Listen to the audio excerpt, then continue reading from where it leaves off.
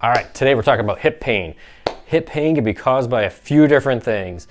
And what we're gonna get into the description of is the hip pain that tends to be the C-shaped pain that kind of wraps around the hip, or the pain that's in the groin.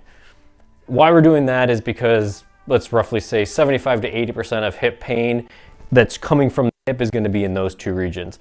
This pain that kind of sits in the back of the hip, most of the time is coming from the lower back. So that's like going back to our low back videos, that's kind of how we'd go with that. But that's what's important about getting into with a clinician that can kind of help differentiate out, is this pain getting worse from the hip, or the pain coming from the hip or coming from the spine?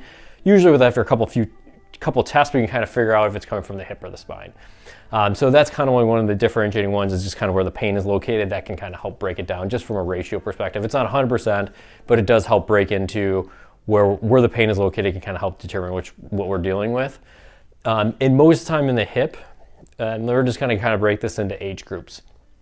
And it basically 25 and older, we're going to be looking for, there's going to be the outliers that are younger, but we're going to be looking at something like a hip impingement, which is also called FAI, or femoral acetabular impingement, which is the fancy way of hip joint and ilium.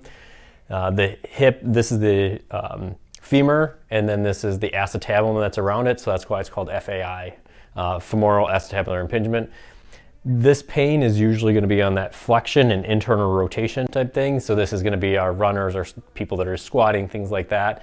This is where you're seeing the gurus of Facebook and Instagram all working on developing that internal rotation, because they're trying to work through this a little bit.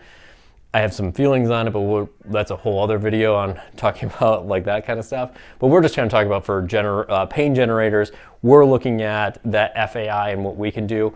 Once we get over that age, then we can start to look at older groups, and then we're gonna have to like differentiate out, is that FAI going to be more of a degenerative issue? Are we talking about arthritis and things like that? That's when we need to be also being more aware of that. So like the pain of where it is, our age group, and then when we're getting it, kind of helps differentiate what we can do for your pain going forward.